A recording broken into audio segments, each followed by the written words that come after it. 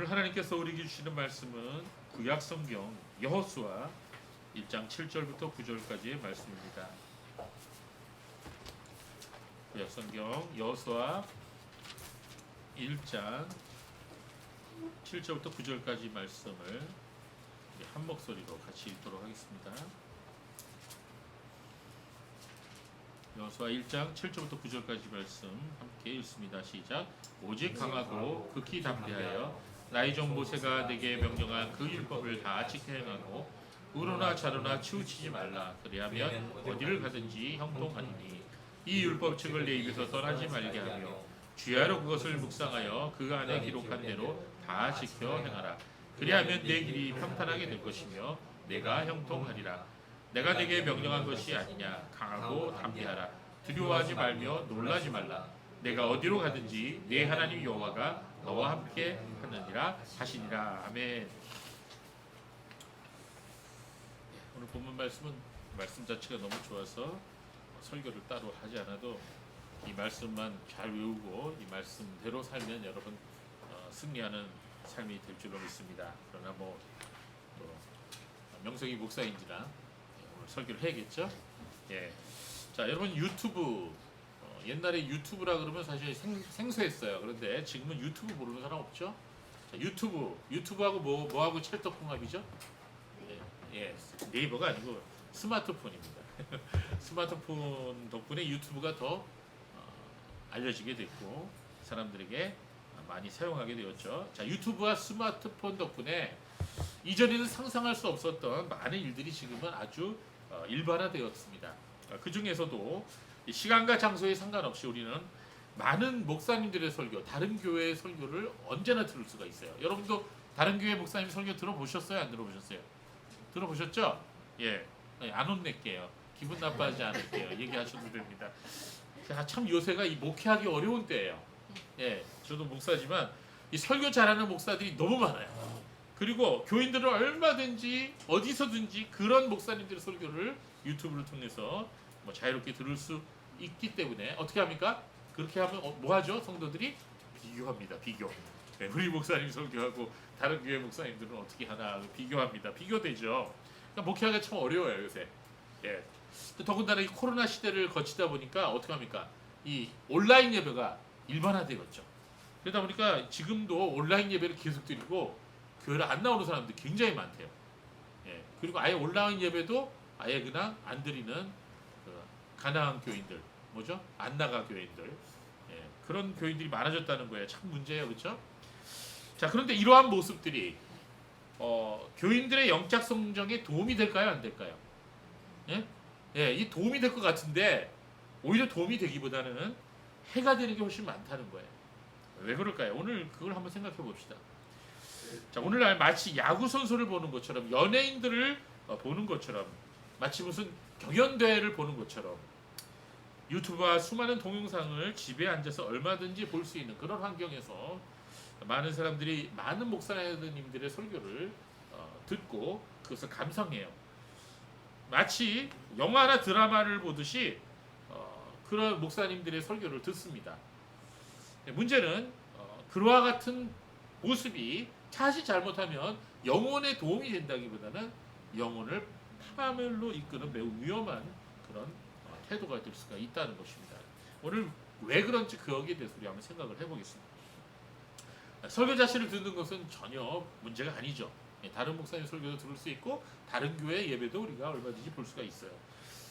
자, 여러분 그러나 우리가 설교라는 것 자체를 한번 생각해 봅시다. 여러분 이제 큰 교회 교인들이 큰 교회를 나가는 교인들이 자기 교회를 소개하고 자랑할 때 가장 많이 쓰는 말이 뭔지 아세요? 우리 목사님 설교 잘해요. 예, 그런 얘기들을 대부분 합니다.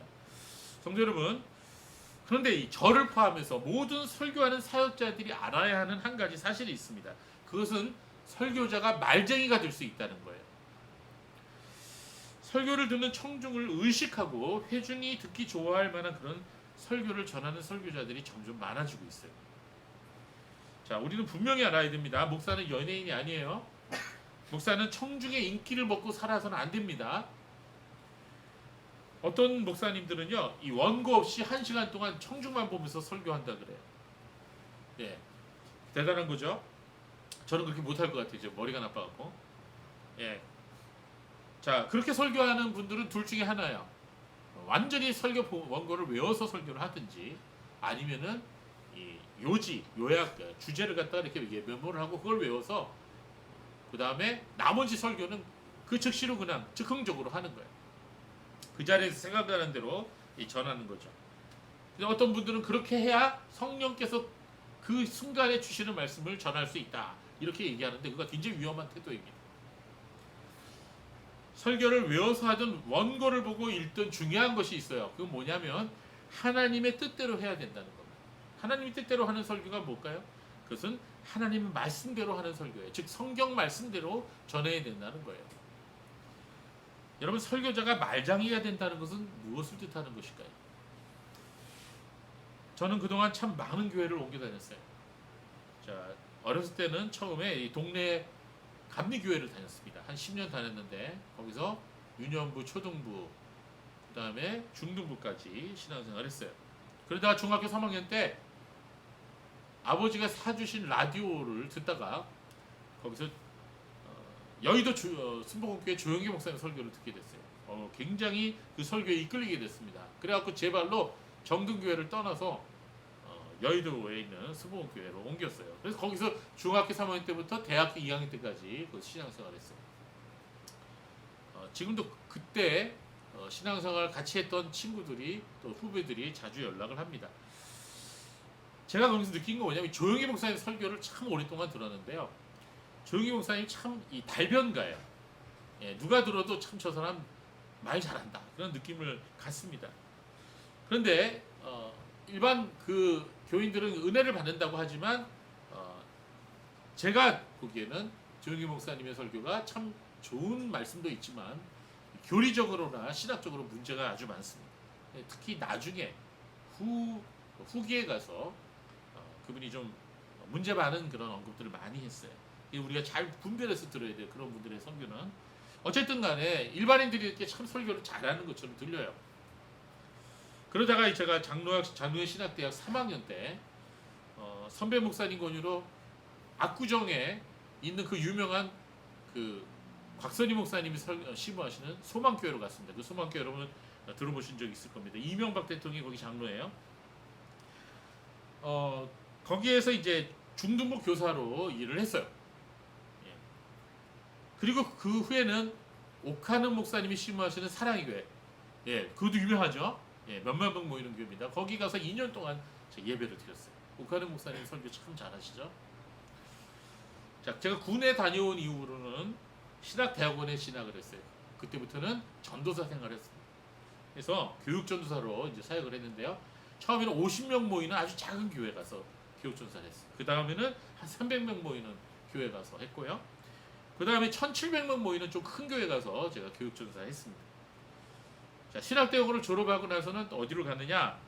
저기 그 명일동에는 명성교회 갔어요. 여러분 명성교회 들어보셨어요? 예. 하도 매스컴 많이 타서 여러분이 한번 들어보신 적이 있습니다. 김사마 목사님이라고 하는 분이 이제 개척을 해서 신부를 하는 교회인데요. 그 교회는 3만 명이 넘는 교회죠.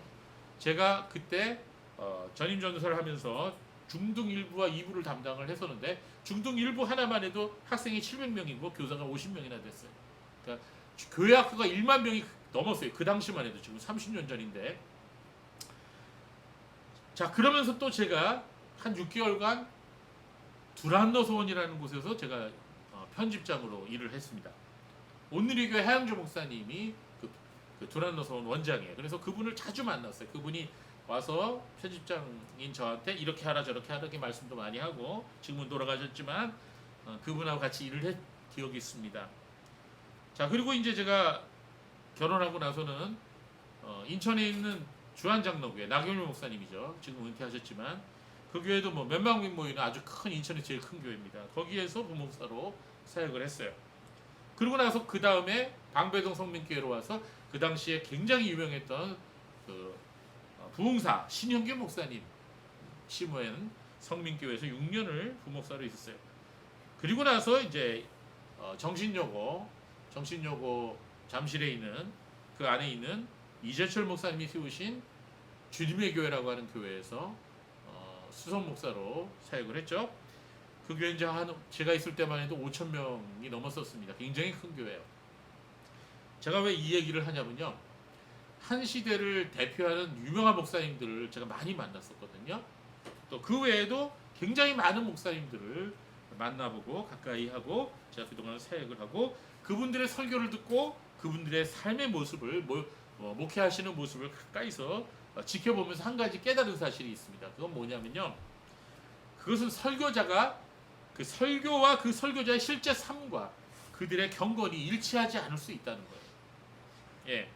여러분도 그동안에 신앙생활을 오래 하신 분이라면 제 말이 무슨 말인지 이해하실 겁니다.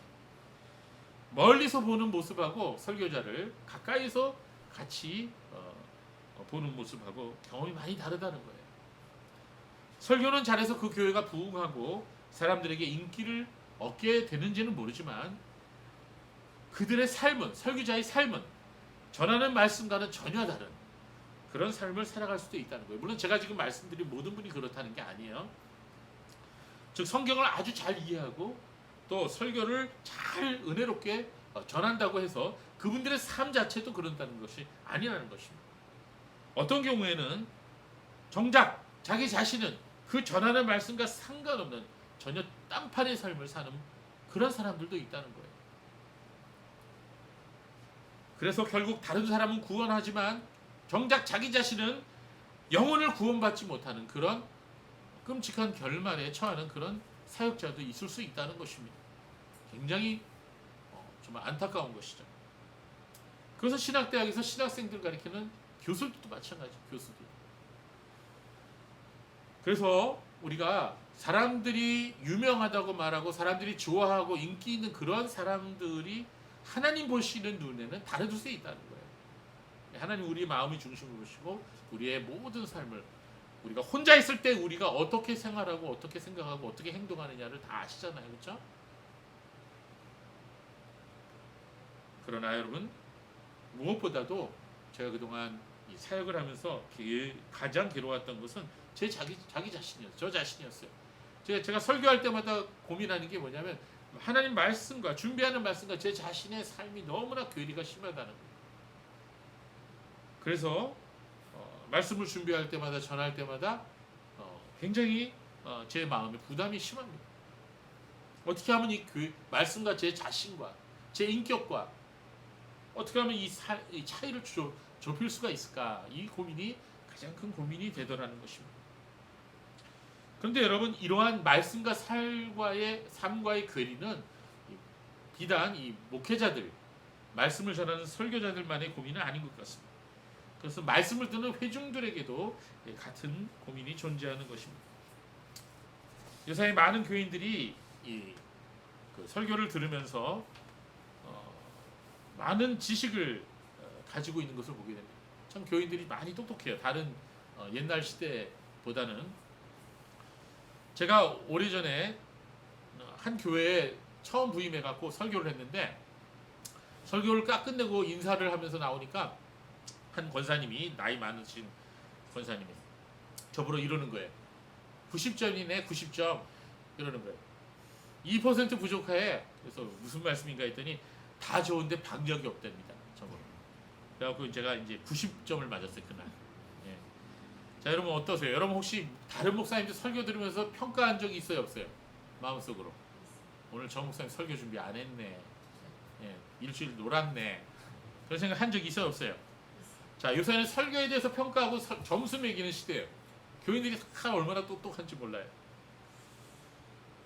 그런데 여러분 이 성도들이 설교를 들을 때 그 설교를 평가하고 판단하는 것은 좋은데 자칫 잘못하면 말씀이 지식으로만 남게 되고 더 이상 신앙이 자라지 못하는 경우가 있을 수 있어요. 그래서 여러분이 명심하셔야 할 것은 어떤 목사님의 설교를 들을 때 우리가 그 사람의 말을 듣는 게 아니라는 걸 항상 알아야 됩니다. 여러분이 설교자를 통해서 주님께서 나에게 어떤 말씀을 하시는지 그거를 우리가 주의 깊게 들어야지 설교자를 바라보거나 설교자의 말을 우리가 집중해서는 안 돼요. 예, 여러분 우리가 설교자가 설교하는 거는요 그 사람이 나보다 더 인격적이거나 나보다 더 훌륭하거나 나보다 더 경건하기 때문에 설교를 하는 거 아닙니다. 오히려 저는 그거 항상 알고 있어요. 설교 듣는 회중들이 설교자보다 훨씬 더 인격적이고 훨씬 더 경건할 수도 있다는 거예요. 뭐 그렇다고 설교자를 무시하라는 얘기가 아니라 중요한 거는 설교자도 역시 죄인이라는 사실이에요. 하나님의 은혜 없이는 설 수 없는 거예요. 그도 허물이 있고 부족한 인간인 거예요. 그래서 여러분이 설교자를 위해서 기도를 해줘야 돼요. 정말 훌륭한 교인은 어떤 교인이냐? 설교자를 위해서 일주일 동안 계속 기도하는 교인이에요. 그런 교인이 설교할 때 은혜 많이 받아요. 여러분 그래서 여러분이 주중에 저를 위해서 기도 많이 하셔야 됩니다. 여러분 자신을 위해서. 그렇습니다. 여러분 성도들이 설교를 들을 때 사역자를 보지 말고 하나님 말씀을 듣고자 힘써야 되는 거예요. 말씀이 나에게 떨어졌을 때 그 말씀이 나에게 얼만큼 효과적으로 역사하느냐는 나의 믿음의 태도, 나의 마음의 태도에도 상관이 있다는 거예요. 고린도서 3장 1절 2절 말씀을 함께 읽어보겠습니다. 바울이 고린도 교인에게 다음같이 말씀하고 있네요. 우리 같이 읽어볼까요? 시작. 형제들아 내가 신령한 자들을 대한것 같이 너에게 말할 수 없어서 육신에 속한 자 곧 그리스도 안에서 어린아이들을 대한것 같이 하노라. 내가 너희를 젖으로 먹이고 밥으로 아니하였노니 이는 너희가 감당치 못하였거니와 지금도 못하리라. 자, 이 말씀은요 어떤 의미를 우리에게 주고 있냐면 하나님의 말씀을 듣는 성도들의 영적 태도에 따라서 똑같은 하나님 말씀이라도 다르게 영향을 미칠 수 있다는 것을 우리에게 말해주고 있어요. 무슨 말인지 이해하시겠죠? 예, 똑같은 목사님의 설교를 들어도요 A라는 사람과 B라는 사람이 받는 은혜가 틀리다는 거예요. 예, 맞습니다. 그 사람의 영적 상태나 마음의 준비에 따라서 다르다는 거죠. 자, 우리가 살아가는 이 지금 현대는 정보의 시대죠. 하나라도 더 많이 알고 남보다 더 빨리 정보를 습득하는 사람이 앞서 나가는 그런 시대. 그러나 우리가 영적인 면에 있어서는 분명히 알아야 됩니다. 영적인 세계에서는 많은 것을 아는 것과 영원한 생명을 얻는 것과는 완전히 별개라는 것을 여러분이 아셔야 돼요. 많은 지식과 정보를 아는 것이 또 그것에 대한 자랑이 오히려 사람을 생명으로부터 멀어지게 만들 수 있다는 거예요. 그래서 사람이 지식에만 집중하면 생명이 그를 피해 달아납니다. 그래서 우리가 오직 구원에 있어서만큼은 우리가 할 수 있는 것이 아무것도 없다는 사실을 깨닫고 하나님의 긍휼을 의지하고 하나님 앞에 나와야 돼요. 그럴 때 하나님께서 우리에게 생명을 주시는 거예요. 그러므로 하나님 말씀을 들을 때 가장 필요한 그런 태도는 단순한 마음과 겸손함과 부드러운 마음이에요. 만약 그런 마음이 없을 때는 우리가 은혜를 받을 수 없어요. 하나님께서는 겸손한 사람에게 은혜를 베푸신다 그랬어요. 성도는 하나님 말씀을 들을 때 사람의 말로 판단할 것이 아니라 하나님 말씀을 들어야 돼요. 그 설교자가 준비를 많이 했건 못했건 설교를 잘하건 못하건 간에 말씀을 듣는 사람은 그 시간에 역사하시는 하나님의 성령님의 음성에 귀를 기울여야 됩니다. 말씀을 듣는 그 사람의 영적 성장을 위해서 반드시 필요한 태도예요. 만약 어떤 설교자가 설교 준비가 안 돼서 죽을 썼다고 합시다. 청중이 그 못하는 설교에 집중해서 분석하고 판단하면 그분은 그날 하나님께로부터 영적 양식을 얻을 수 없이 돌아갑니다. 아무리 못하는 설교를 할지라도 우리가 하나님의 말씀에 집중을 할 때 단 한마디의 말씀에도 성령께서는 역사하실 수가 있어요.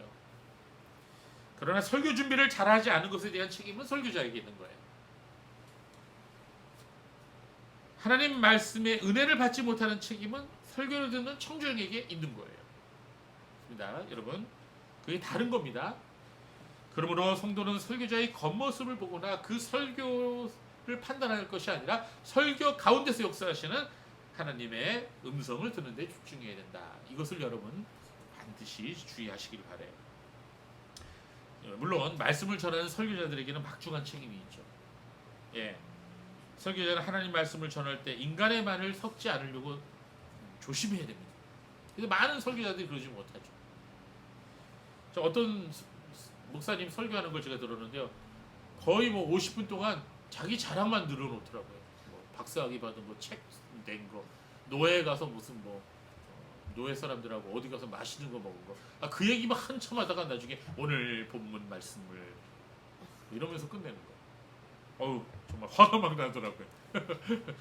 예, 그러면 안 되죠. 예, 여러분 많은 설교자들이 하나님 말씀을 전하는 시간을 이용해서 자신의 감정을 쏟아내는 경우가 있어요. 자신이 하고픈 말들을 하는 경우가 있어요. 여러분 혹시 표적 설교라고 들어보셨어요? 표적 설교? 예. 딱 한 분을 정해갖고 그분에게 가지고 있는 감정을 설교를 통해서 막 쏟아내는 거예요. 김지사님한테 감정이 있으면은 그 김지사님을 표적으로 하는 설교를 막 해요. 그 김지사님이 알아들을까 못 알아들을까?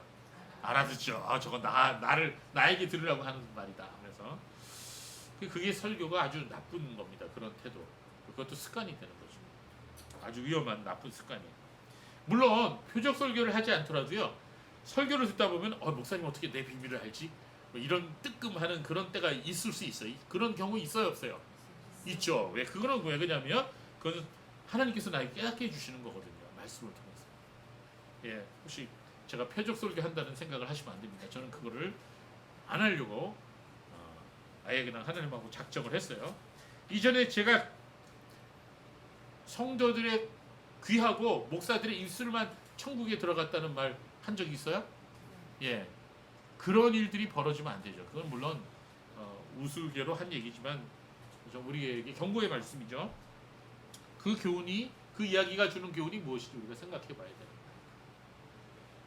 저는 이제 하나님 말씀을 매주 전하면서 이 두려움을 느껴요. 뭐예요? 제가 말장이가 되지 않게 해달라고 기도합니다. 여러분도 이 김 목사가 말장이가 되지 않게 해달라고 기도하셔야 돼요. 예. 제가 성경을 통독하다가 어느 날 에스라서를 읽게 되었습니다. 근데 에스라서 7장 10절에 이런 말씀이 있어요. 그 말씀이 제 눈이 그 말씀에 머물렀습니다. 그리고 그 말씀이 제 마음에 못처럼 박혔습니다. 우리 어떤 말씀인지 한번 같이 읽어볼까요? 에스라 7장 10절이에요. 같이 읽습니다. 시작. 에스라가 여호와의 율법을 연구하여 준행하며 율례와 규례를 이스라엘에게 가르치기로 결심하였었더라. 바른 성경으로 한 번 더 읽어볼까요? 시작. 에스라가 여호와의 율법을 연구하여 실천하며 규례와 법도를 이스라엘에게 가르치기로 결심하였다. 아멘. 여기 뭐라고 나와 있어요? 에스라는 율법학자도 오늘날 얘기하자면 목회자고 설교가고 신학자예요. 에스라는 사람들에게 하나님의 말씀을 전하기에 먼저 앞서서 뭐부터 했어요? 말씀을 열심히 읽고 연구했어요. 묵상했어요. 그리고 나서 뭐 했어요? 그 말씀을 내가 먼저 실천했어요. 자신이 먼저 실천하기로 다짐한 거예요. 그리고 나서 사람들에게 전화했던 거예요. 이 순서가 거꾸로 되면 안 돼요. 이 굉장히 중요한 영적인 교훈을 주는 것입니다. 이거는 뭐 목회자들에게만 해당되는 거 아닙니다. 여러분도 마찬가지예요. 우리가 말씀을 읽고 묵상하고 연구하는 것 굉장히 중요합니다. 그러나 여기서 멈추면 안 돼요. 말씀을 행해야 됩니다. 실천해야 됩니다. 그리고 또 거기서 멈추지 마시고 우리가 만나는 사람들마다 말씀을 전해야 돼요. 이게 잘 맞으면 그분은 훌륭한 그리스도인이 될 수 있어요. 또 훌륭한 설교가 될 수 있어요. 이 말씀을 보게 된 이후 저의 기도 제목이 되어버렸습니다. 학사 에스라처럼 하나님 말씀을 연구하고 그리고 행하고 말씀을 전하는 그런 사역자가 되어야겠다고 생각을 했습니다. 두렵고 떨리는 마음으로 말씀을 준비하고 말씀 앞에 놓고 제 자신을 돌아보면서 회개합니다. 그리고 성령님을 의지해서 말씀을 전하라고 제 영혼에게 말했습니다. 그리고 날마다 이렇게 기도합니다. 하나님, 제가 말장이가 되지 말게 해주시고 말씀을 연구하고 부지런히 그리고 말씀대로 실천하고 그리고 말씀을 전하게 해달라고 기도했습니다. 여러분도 그렇게 저를 위해 기도해 주시고 우리 성도들을 위해서 서로 그렇게 기도해 주시기를 간절히 바랍니다. 여러분, 오늘 이 말씀과 동행하는 삶이라는 설교의 제목을 한번 보십시오. 2000년 동안 기독교 역사 중에서 성경을 읽다가 하나님을 만나고 성경을 읽다가 예수 그리스도를 구주로 영접한 사람들이 굉장히 많이 있습니다. 그들 중에는 일국의 대통령이나 왕도 있었고 그리고 감옥의 죄수들도 있었어요. 왜 그렇습니까?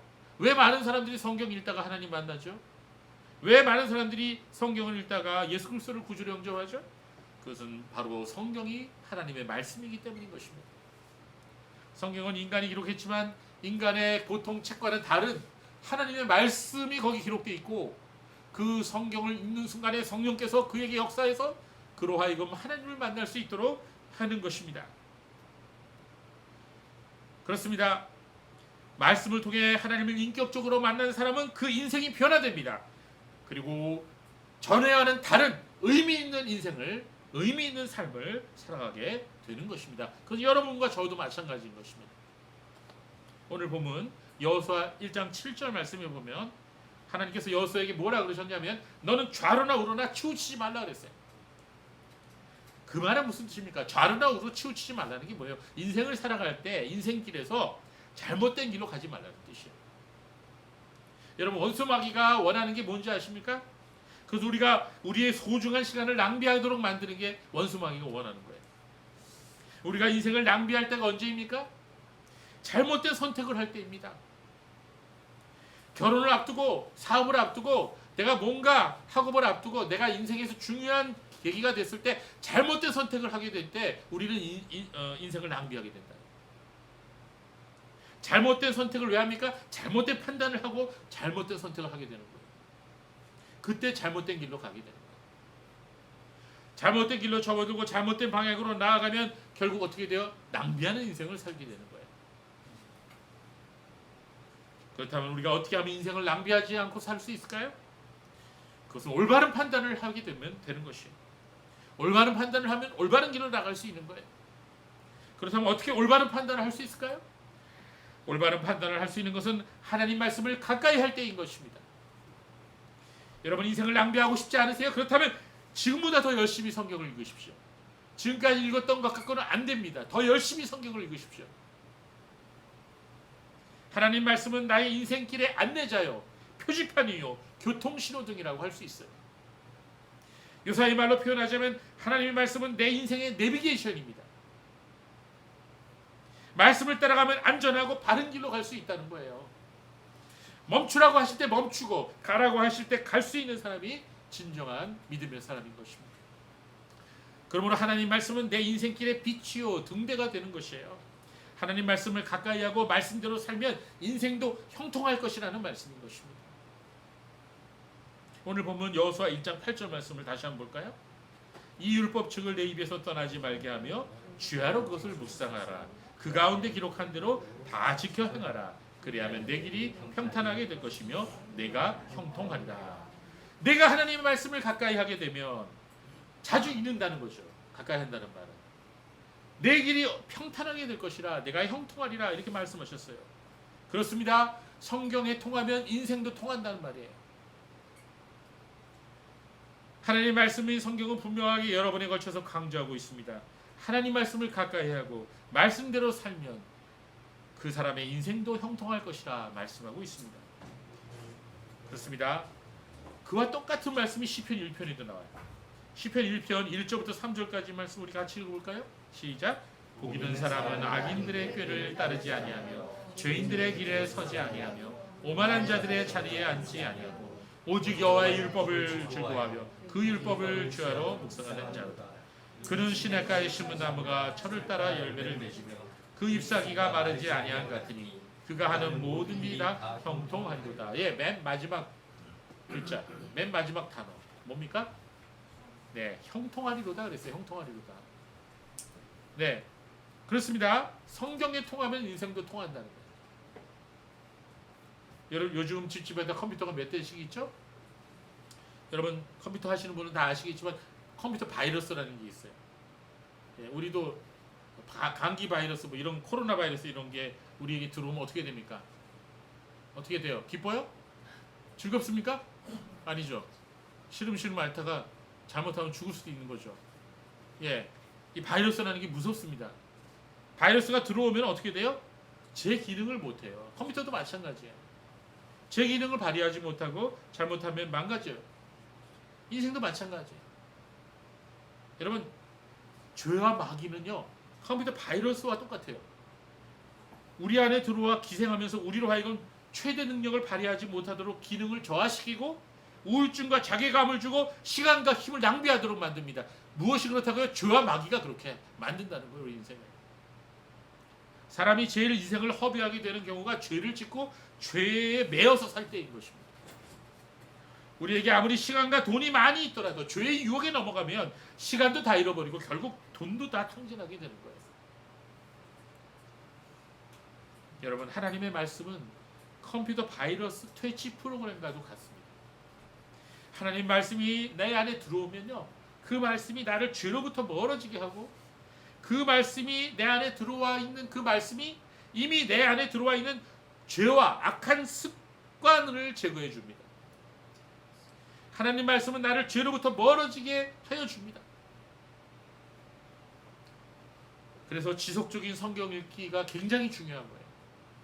예, 여러분, 약도요, 의사가 정해준 대로 일주일 드세요. 그러면 일주일 들어야지. 하루 이틀 먹고 잠깐 반짝 났다 그래서 안 먹으면 큰일 나요. 내성이 생겨서 나중에 더 어려워요, 치료하기가. 여러분, 성경 읽기는 하루 이틀 읽었다고 되는 거 아니에요. 지속적으로 읽어야 돼요. 지속적으로. 여러분, 밥을요 1년치 한꺼번에 먹으면 어떻게 되죠? 하루에? 네, 돌아가시죠. 마찬가지예요. 여러분, 성경 하루에 뭐 많이 읽는 게 중요한 게 아니고요, 지속적으로 꾸준히 읽는 게 중요한 거예요. 여러분, 지속적인 성경 읽기와 묵상은 나의 마음에 집중력과 평안함을 주고 명확한 판단력과 창의력을 길러주는 거예요. 올바른 판단력을 하게 되는 거예요. 하나님의 말씀은 무엇보다도 사람을 지혜롭게 만들어줍니다. 그런 말씀이 어디 있어요? 시편 119편에 있어요. 시편 119편 97절에서 100절까지 말씀을 한번 우리 읽어봅시다. 좀 긴데요. 같이 읽어봅시다. 시작. 내가 주의 법을 어찌 그리 사랑하는지요. 내가 그것을 종일 작은 소리로 을조리나이다. 내가 주의 계명이 항상 나와 함께하므로 그것들이 나를 원수보다 지혜롭게 하나이다. 내가 주의 증거들을 을조림으로 나의 명철함이 나의 모든 스승보다 나으며 주의 법도들을 지킴으로 나의 명철함이 노인보다 나으니이다. 자, 여러분, 여기서 여러 가지로 표현했지만 결론은 뭡니까? 하나님 말씀을 지속적으로 읽고 묵상하는 사람은 지혜롭게 된다는 거예요. 사람이 지혜로우면 어떻게 되죠? 판단력이 생기는 거예요. 그렇습니다. 하나님 말씀인 성경을 가까이 하고 말씀대로 살아가게 되면 인생에 있어서 바른 선택을 하게 되고 우리 안에 모든 잘못된 것들이 제거되며 나를 지혜롭게 함으로 말미암아 우리 인생을 형통하게 되는 것입니다.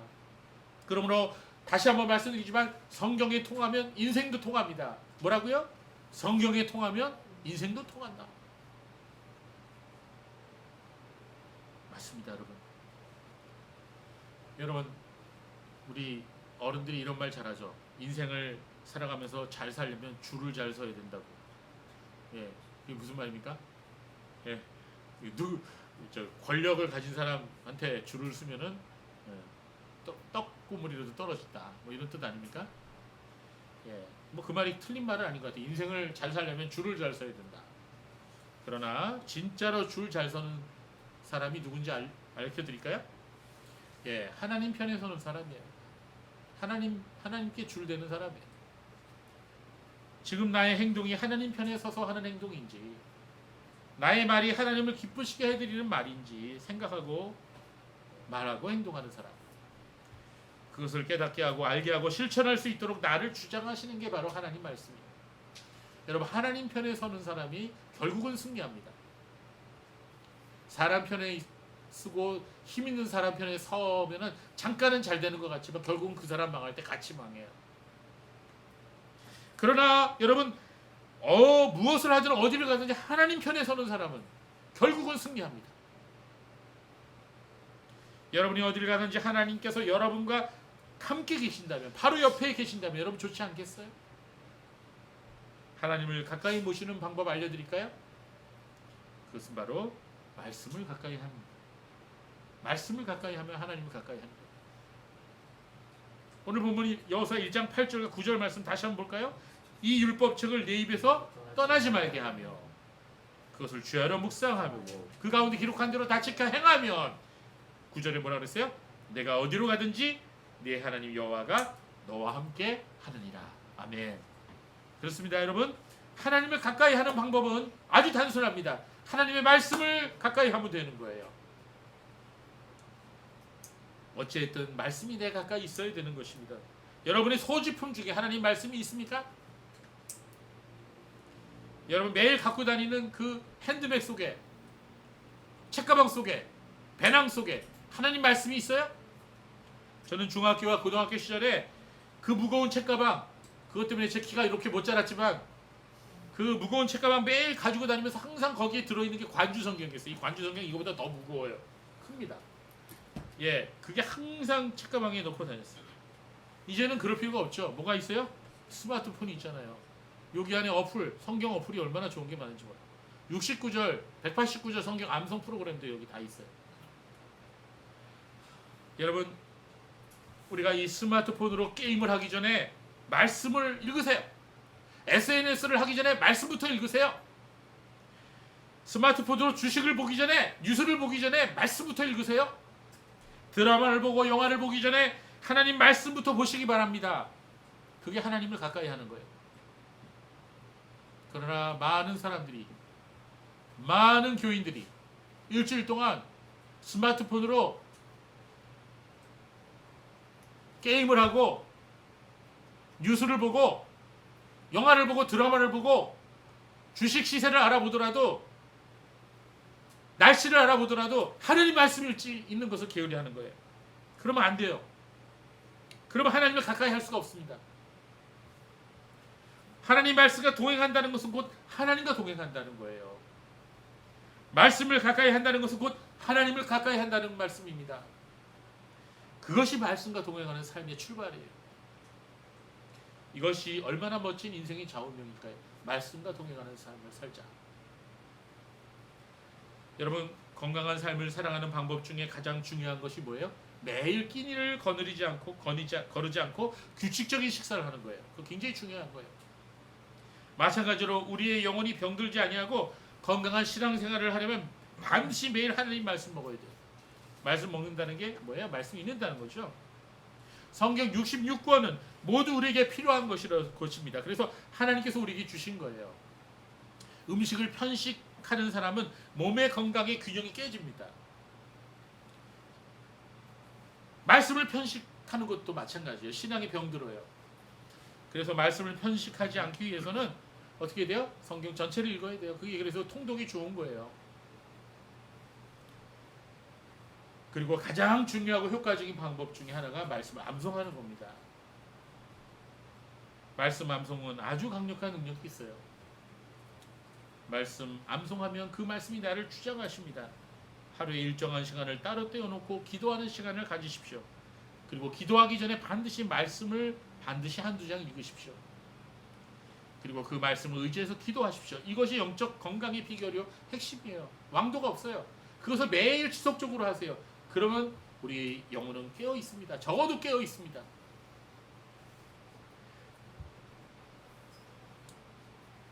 그런데 말씀과 동행하는 삶을 살기 위해서 가장 중요한 것이 있는데 그것은 뭐냐면, 여기까지 나가지 못한다면 말씀과 동행하는 복을 누리지 못하는데, 그것이 뭐냐면 바로 말씀을 행하는 거예요. 말씀을 실천하는 거예요. 단 하나라도 말씀을 실천해 보세요. 그래서 여러분 일주일 동안 여러분이 어떤 그 다이어리나 아니면 여러분 노트나 메모지를 가지고 살더라도 매일매일 하나님 말씀을 한번 일주일, 이번 주에는 이걸 한번 실천해 보자. 말씀을 실천할 수 있는 그런 계획을 한번 세워 보십시오. 하나님의 말씀을 실천하는 사람은 복이 있다고 성경은 계속해서 반복해서 말씀하십니다. 예수님께서도 말씀하셨죠. 마태복음 7장 24절에서 27절 말씀, 산상수훈의 결론입니다. 이게 한번 같이 읽어볼까요? 시작. 그러므로 누구든지 나의 이 말을 듣고 행하는 자는 그 집을 반석 위에 지은 지혜로운 사람 같으리니 비가 내리고 창수가 나고 바람이 불어 그 집에 부르짖되 무너지지 아니하나니 이는 주추를 반석 위에 놓은 까닭이요.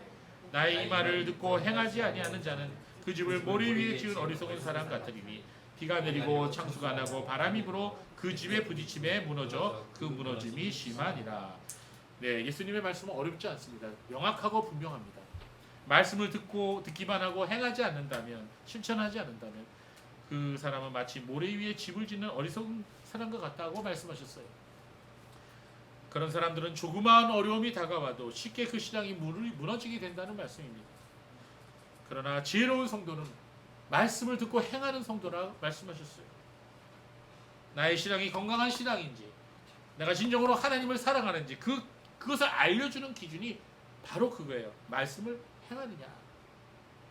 그것입니다. 요한복음 14장 21절 유명한 말씀이죠. 같이 읽어볼까요? 나의 계명을 지키는 자라야 나를 사랑하는 자니 나를 사랑하는 자는 내 아버지께 사랑을 받을 것이요 나도 그를 사랑하여 그에게 나를 나타내리라. 예수님께서 말씀하십니다. 여러분 예수님 사랑하세요? 여러분 하나님을 사랑하십니까? 그렇다면 그것을 증거로 보이십시오. 그게 뭡니까? 하나님 말씀을 지키는지 안 지키는지. 예, 바로 그것입니다. 좀 어렵죠? 그래서 성령님께 도움을 구하십시오.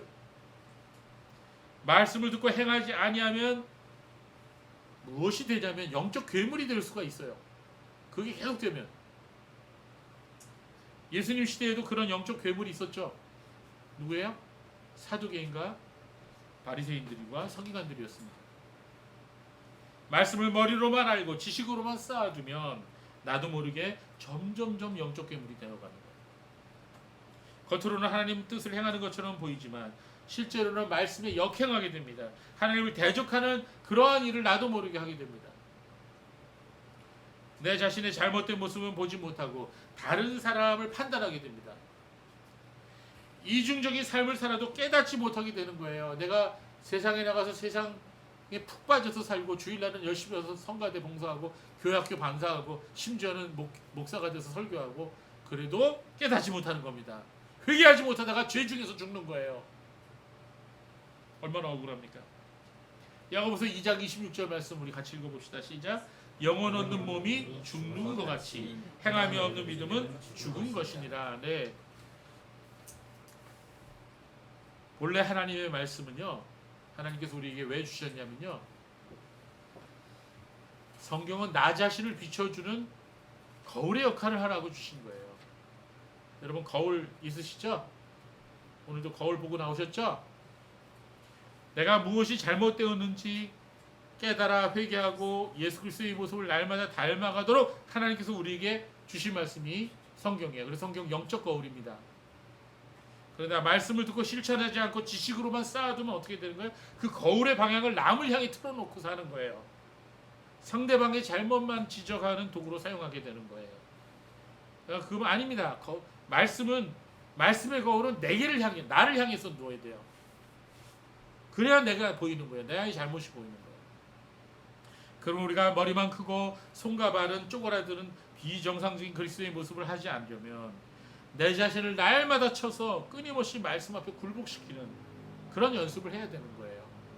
예, 여러분 일어나자마자 말씀부터 읽으라는 주님의 마음의 그런 소원이 느껴진다면 그때 순종하십시오. 아무리 바빠도 기도하라는 그런 하나님의 마음의 그런 뜻이 느껴진다면 그때 기도하는 자리로 가십시오. 우리가 하나님 말씀에 순종하고 또 우리가 먼저 그 나라와 그 일을 구하는 그것이 우리의 삶의 습관화가 되면 나머지는 다 하나님께서 알아서 해주실 거예요. 그렇습니다. 말씀과 동행하는 삶은 하나님의 말씀을 깨닫고 은혜 받은 말씀을 행동으로 실천할 때 완성되는 것이다. 디모데후서 3장 16절에 바울 사도는 이렇게 말씀하고 있습니다. 모든 성경은 하나님의 감동으로 된 것으로 교훈과 책망과 바르게 함과 의로 교육하기에 유익하니. 성도 여러분, 이게 바로 말씀과 동행하는 것입니다. 말씀이 나를 교훈하게 하고 말씀이 나를 책망하게 하고 말씀이 나의 삶을 바르게 하게 하고 말씀이 나로 하여금 하나님의 뜻대로 의를 향하여 계속 걸어가도록 나를 교육시키고 훈련시키는, 그렇게 말씀을 가까이 하고 말씀에 순종하는 삶, 말씀 앞에 굴복하는 삶, 그것이 바로 말씀과 동행하는 삶인 것입니다. 그러므로 말씀을 부지런히 듣고 읽고 연구하고 묵상하고 암송하시고 그리고 행하고 순종하시기를 바랍니다.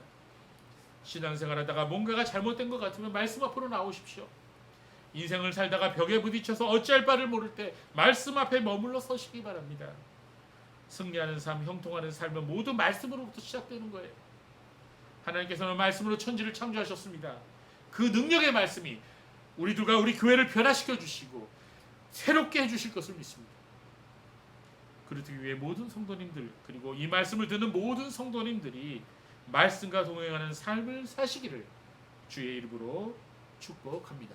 기도합시다. 하나님